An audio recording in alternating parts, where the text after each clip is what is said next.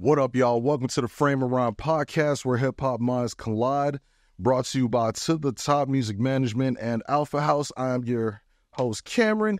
King me right now, kill me right never. And we got RNL in this motherfucker. What's good with it? Man, what's good with y'all, man? Oh, man, we in this motherfucker, you dig? I see that, bro. Shit, you in the building like the superintendent too. We see you. Oh, I'm checking tabs and shit on things. You know what I'm saying? Had to pop in one time. You dig, know what I'm saying? For real. So, you make music and everything too, right? Of course, man. Like, how long you been making music, gang?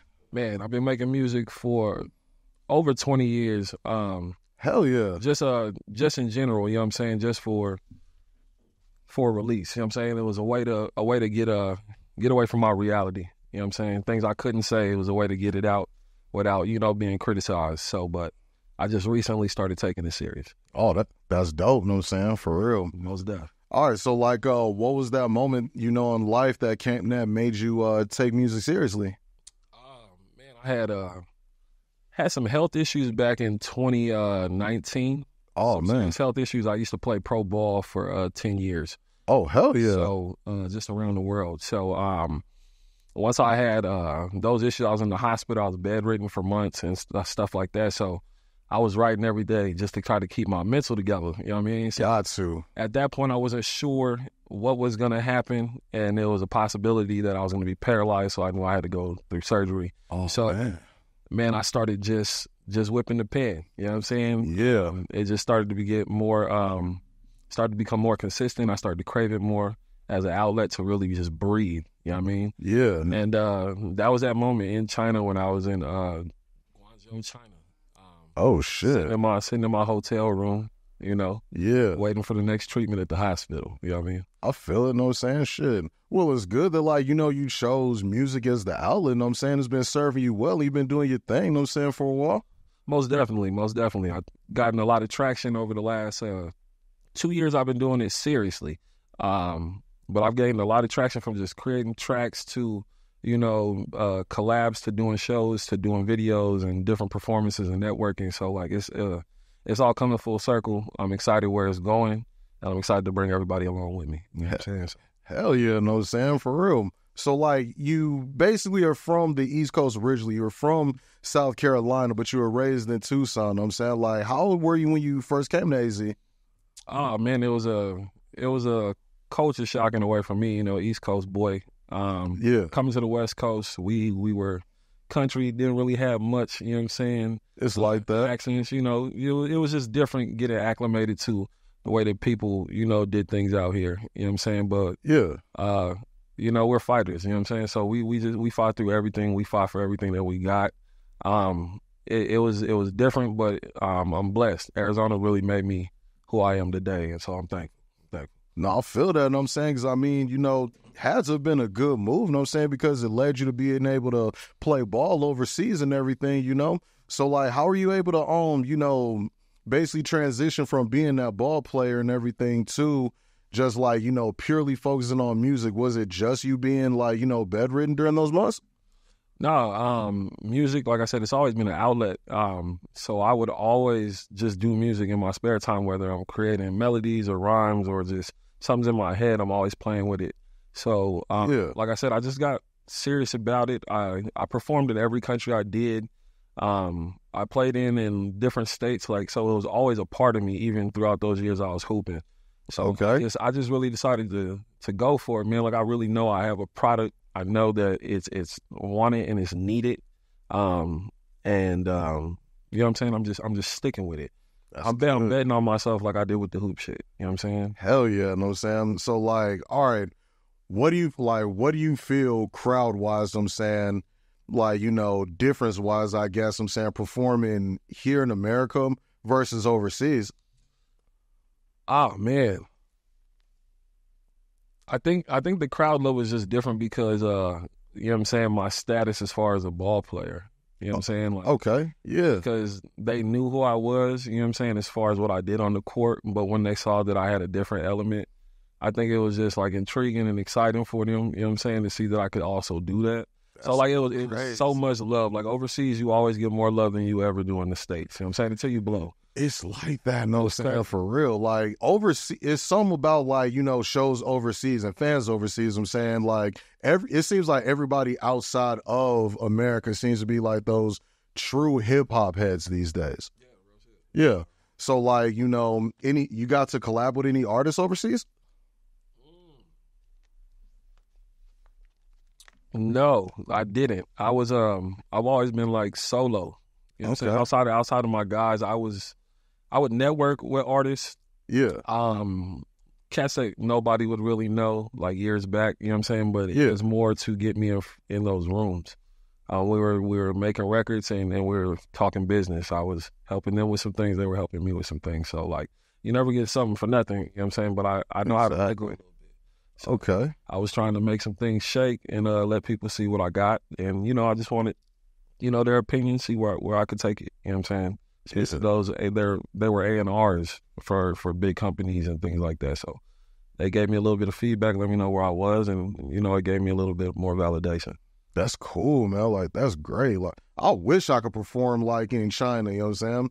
Because like hell, I want to say it was about 2017 or 2018. Apparently there's this crazy post on the gram, you know what I'm saying, talking about China is banning hip hop music, and I'm like, that'll never work. It'll never work, you know what I'm saying? Like, you can't ban, like, hip-hop is literally larger than life. You can't ban it anywhere. No, man, you can't. Like, it's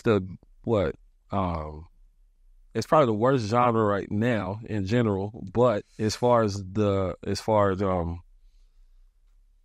what it's done for each culture, like, we've basically rounded these other cultures, like, you know what I'm saying? It's hard not to buy into what we're selling and our lifestyle and how popular it is. You know what I'm saying? It's exactly. It's touched everywhere. You know what I'm saying? So it's amazing just to see that influence go through different countries and different, you know, cultures, though, to see that we can touch them in their, you know, like we're getting a bit of their pain. It's their own version too. You know what I'm saying? So it's dope to see. Yeah, like I agree, you know what I'm saying, for real, because like if you see how hip hop is touched, like, you know, different cultures since its inception, I'm saying, like more than 50 years ago, like I think for one, I'm saying hip hop will never die. You can't do anything to stop hip hop at all, bro. Like, exactly that, and like, you know, look at all the different areas of life that like hip hop is actually touched. I'm saying everything from like, you know, business and fashion. I'm saying perfect example. Look at Nike, man.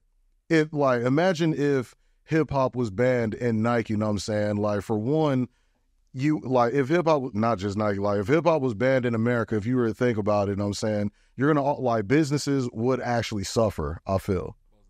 Yeah.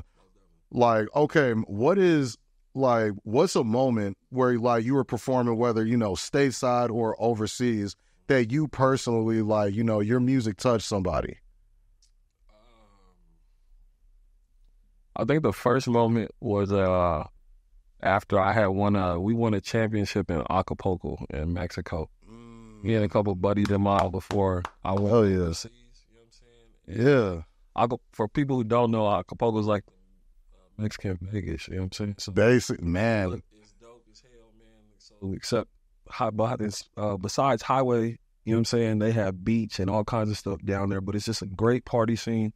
So I got to perform at one of the clubs, and it was a huge celebration. We was out there having a great time. Yeah. But everybody just came, you know what I'm saying? Everybody just, you know, gravitated to what we were doing. They didn't even know what was going on, but my buddy had called me up and he wanted me to perform just because of what we had did, and just, you know, just to make some memories, man. But like to see everybody just come gravitate and see what we were doing, even though it was BS, you know what I'm saying? We was off the top with it, but when I actually got to put down some music, like seeing people, you know, become followers and just showing me that they've been following me, even with just the little content I was posting back in the day, you know, and outside of hoops. So like that moment in Acapulco was 2014, I believe, 2014. Okay. So that's when I really wanted to do it. You know what I'm saying? Like really. Hell yeah.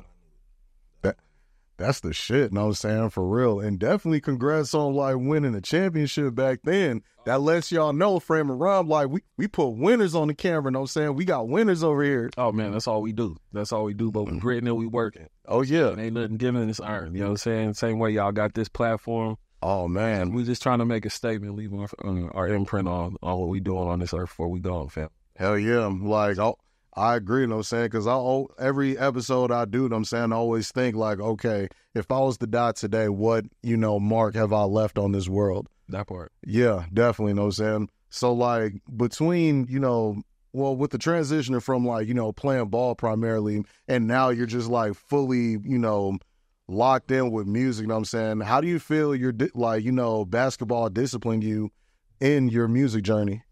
Oh, man, because, I mean, just the work ethic in general, the discipline early, man. Basketball kept me out of trouble. Okay, yeah. Out the streets and stuff. So like I had to stay focused. And once you really hop off the porch and you notice it's bigger than your neighborhood, your city, your state, you know what I'm saying? Yeah. You're competing against those other guys that were great in their class, their school, their state, their region. You know what I'm saying? You really have to lock in if you really want to be what you always saw yourself being. And I always saw myself being more than just a kid from the hood and being defined by things that happen to my family and things like that, you know what I'm saying? So yeah, I've always worked. So the discipline to stay in there and stay committed to growth, to just seeing change, just being patient with myself and seeing it come, you know what I'm saying? Because we always got shit last, so I've always knew that we had to work a little harder. So for sports part, hey, you know what I'm saying? Sports kept the patience, it kept me disciplined.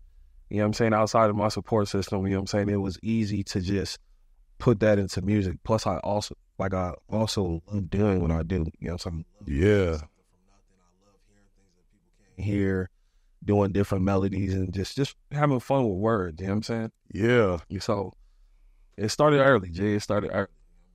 That's good, know what I'm saying? Like, for real, I've always had a firm belief, know what I'm saying, that some of the world's greatest publishers are people that actually make music, know what I'm saying? Because we publish more than the average writer, someone that writes novels and books and different shit, Yeah. So, like, for you, to go from ball and, you're building your catalog, what's something that, a message that you're trying to leave to people with your music? With my music, a message that I think I'm really trying to leave is just recognize that you are who you think you are, man. And that might sound like cliche-ish, or just it might even go over some people's head, but like there's points in our lives where we regress in some sense, where we have we feel self-doubt and things of that nature. So whether you're not that confident person that you were at one point, and it may just be because of circumstance, or it may be an event or something that triggered it, you know what I'm saying? But it took me a while to really get to the place that I am and recognize that I've always been that nigga, you know what I mean? Like I've always been that motherfucker. I've always been that person that set the standard.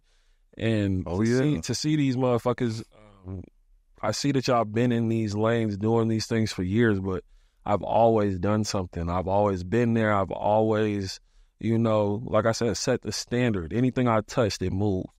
Oh, yeah. And it really moved. So I'm telling everybody, like, remember who you are.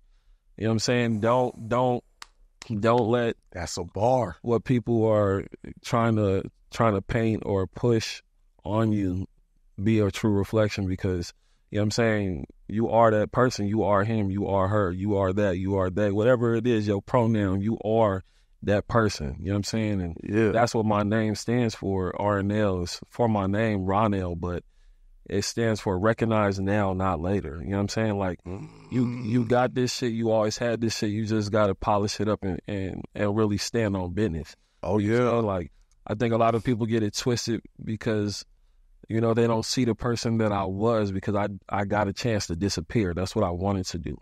Oh, and now that it's all love and I'm in a better place and I don't react to certain shit, I'm letting y'all know, don't get that shit twisted. I'm still that same motherfucker. You know what I mean? Exactly. I talk different. I walk a little different. I got to put my faces on me because I got too much to lose. You know Grown man shit. So that's just basically what it is. You know what I'm saying? Stand on your business, stand on your word, be who you are, and don't let nobody, you know what I'm saying, try to taint that shit. Was there ever any moment where like you felt like someone was trying to like take that from you or get you off that path? I mean, there's multiple times, you know what I'm saying, but bro, I think just the last one, I just was fed up. I think I was more fed up with myself and my reaction to others and allowing them to have that type of power over me. You know what I'm saying? So like nothing crazy. Like it was just me finally reaching my boiling point. Like, how much are you gonna take until these motherfuckers think you really sweet? You know what I'm saying? And I ain't never been there. You know what I mean? So exactly. It was me G checking myself. Like, nah, you got to stare in the mirror. You got to stand on business and let motherfuckers know. So when I talk my shit, it's me talking my shit because I know what I do. I know the quality that I bring, and I know the business and the integrity that comes behind it. Oh yeah, you can't taint that shit. You know what I mean? So I agree. That's where I'm at.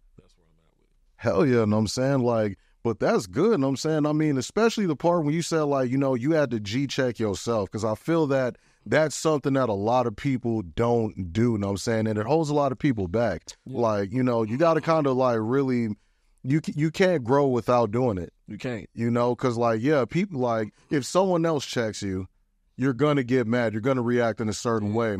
But then when you check yourself, know what I'm saying, you might have a reaction, but then you got to sit down with yourself. Like, you got to really deal with that shit. You know what I mean? And it's different. You know what I'm saying? It's hard when anybody tells you about yourself and you got to look in the mirror. Yeah. But when you really have that moment of realization when you like, fuck, maybe I really do need to check myself. You know what I'm saying? Like, that's when it hits a little different. That's when it hits home, and you got to be tired of yourself to really make a change. And something that a good friend of mine, you know, someone very close to me says, nothing changes if nothing changes. You know what I'm saying? And that speaks volumes. Hell yeah. That's a bar. Nothing changes if nothing changes. Like, I love that. Like, for real.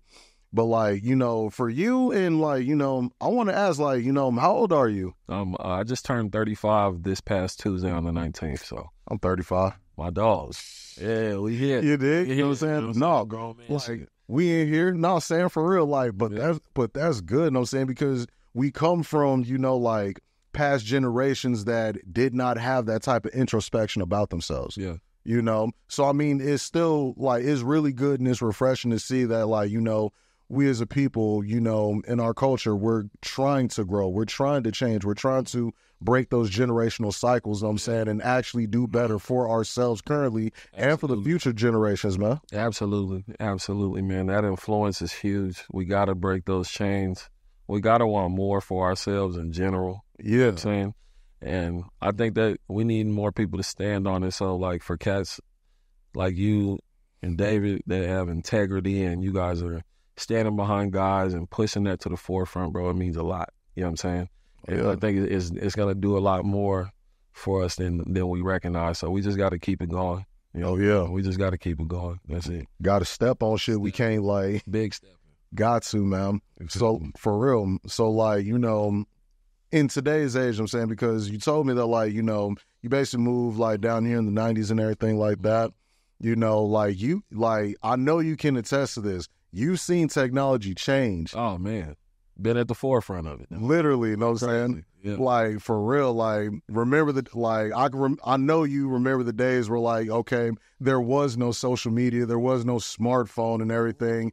Kids went outside. Oh, yeah, we was outside all the time. Kids had recess, I'm saying. I'm like, so the kids nowadays, I'm saying, they don't know nothing about, like, hey, you can't be running back and forth in and out the house. No. So you stay outside. If you're thirsty, you drink out, like, water hose and shit like that. Yep, straight up. Don't be letting the AC out the crib. Mom's going to beat your ass. Quit playing. Be home before the street lights is on type shit. Yeah, like, I remember all that. It's nostalgic. It's something that I feel for these kids nowadays. Yeah. Like, really being out there and you know, just experiencing life and just doing the most, man. Like, I couldn't imagine being stuck inside looking at a TV or playing a game or being on my phone, like, I think the biggest thing was a pager. You know what I'm saying? Like, Yeah. having a pager back in like second, third grade. You know what I mean? I feel it, You know what man. I'm saying? But to see that change, it's crazy how life and technology's evolved over the years, man. Yeah, but, you know, with the change in technology, you know what I'm saying, it's become an integral part of our lives, I'm saying, to where, like, you know, it's the greatest, like, you know, look for yourself, you know what I'm saying, to, like, kind of put yourself out there to, like, you know, be who you are, be what you want to be, you know what I'm saying? But then you got a lot of people that abuse it. They may not have, like, that sense of self that you may have had, you know what I'm saying, and everything. What would be something that you tell someone, I'm saying, that's like, you know, basically on some follow the leader shit? What would you tell them? Yeah.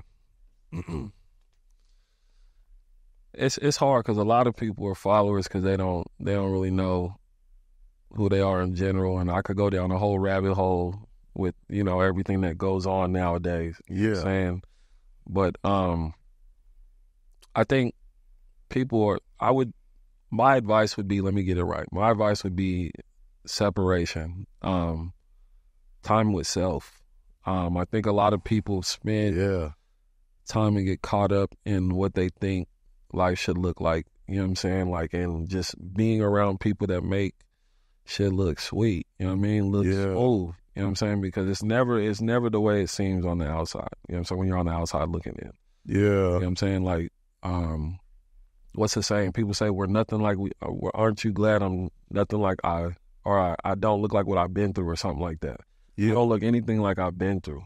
You know what I'm saying? If we showed what we've been through, we'd be some miserable motherfuckers. Yeah. So my thing would be just get separation, get time with self, ground yourself, you know, find out what you like, find time, like I said, to deal with self, man, because we get caught up in things that we believe are important or things that we think we need, and it's all based off influence, their crowd. Most of these cats that they hang with are the smartest cats in the room. Like, you got to get out those rooms. Yeah. You know what I'm saying? Especially young guys. They're so advanced now at this age and curious and creative. You know, the world is their orchard, especially with the access that the internet provides. And like, just go be bored. Being bored was always a good thing. Yeah. We figured shit out. You know what I'm saying? So go be bored. Spend time with yourself. I'm saying, like, I know a lot of y'all watching, they turned your phone off in the last 4 years. Facts. Turn your phone off for a day. Go outside. Go outside. It's nice. Let that sun hit your face. I'm saying, like, you know, with people. Them solar rays, you dig? Man, need it. I'm saying, need it. You got to, man. For real, like, and I think, you know, you dropped a lot of gems with this, you know what I'm saying, you know, and I think that definitely stems from, like, you know, that self-growth that you had to go through, you know what I'm saying, you know, and like, so sports was definitely, like, you know, that main thing that just disciplined you throughout life and everything, right? Yeah, it kept me focused, man. It kept me locked in on a goal. It taught me a lot of things. It taught me how to communicate, taught me team building. Like hard work. It taught me a lot of things that I was gonna need in the real world that, you know, I didn't get from a lot of places. So, you know what I'm saying? It taught me the value of shit. You know what I'm saying? That's good, you know what I'm saying? For real, that's why I'm, like, scared right now to, like, have kids. I'm like, man, by the time I have kids, like, I don't want them to, like, go to school and not know what it feels like to have recess and being able to, like, you know, collaboratively, like, you know, play with other kids, you know what I'm saying, and actually enjoy themselves. I definitely don't want my kid, you know, to be an iPad kid. Oh, man. You know, like, nah, like, I don't want that, you know what I'm saying? Like, nah, I mean, yeah, sure, keep up with your grades, read books and everything like that, but, man, like, go outside, get some fresh air. Do something. Get into some shit, please. You know, not like, get into some shit within reason. Within reason. Yeah. I would love for my kid to do that instead of, you know, Pops, hey, you know, can I get this for Roblox, or can I get this such and such, or, you know what I'm saying? Go out there, man. Go do something. Man, like, Roblox fucking up goddamn recess, man. They fucking the game up out there. Like, them Robux, man, for real. It is. Like, God, man, like, for real. Like I said, you dropped a lot of gems, you know what I'm saying? And honestly, I feel truly blessed that, like, you know, you got to speak on everything, speak on your experience, you know, how you got to make music and, you know, not just here in America, but to be able to perform around the world. That is epic. Yeah. That is extremely epic. You know what I'm saying? Because a lot of people, they're not going to get the chance to because they might have, like, you know, gotten to some shit. So now they're felons, they can't leave the country and everything, you know. But it's good that, like, you know, you're trying to put out a message like, hey, we got to change ourselves, change the culture and everything for our benefit. That way, you know, people can experience that bigger world outside of their immediate surroundings. Absolutely. Absolutely, brother. Absolutely. It's huge. It's huge to get outside your box, you know. And it's huge to be open-minded, man. I see cats that I've known for years, you know what I'm saying, and we just happen to outgrow each other, you know what I'm saying. I couldn't imagine, and it's nothing against them, it was a lot of different circumstance, you know what I'm saying. Yeah. But I couldn't imagine, you know, just being so secluded and so stuck in my surroundings. You know what I'm saying? Like, getting out and seeing the world and learning different languages, touching different currencies, different women, different delicacies, different just anything, bro. It was just, the shit just opened my eyes. Like, America, I thought America was amazing. You know what I'm saying? Because, you know, we have access to a lot of shit, but when you go to other countries, it shows you so much. It shows you way different appreciation. It shows you how, like, you should be living. You know what I'm saying? So, for me to be blessed to get those opportunities and, you know, be able to come back and share my experience through my music, you know, it's like I've been able to live a couple different lives. You know what I'm saying? So I just want to bless those who want more than what, you know, they've been offered. You know what I'm saying? And just get back and speak to people. Like, everybody has their own lane, their own type of music. I think I have a network where that my music is going to be profound and it's going to speak volumes to a lot of people. Definitely. So, hell yeah. I'm excited. Hey, I'm excited with you, know what I'm saying? For real. So for all of y'all watching, you know what I'm saying? Like, make sure y'all tap in with RNL's music catalog. You know what I'm saying? See some basketball highlights too, you know what I'm saying? Like, learn something, you dig? Something. That, get outside, you know what I'm saying? And hey, y'all keep it locked. It's Frame of Rhyme. Let's get it. Yes, sir.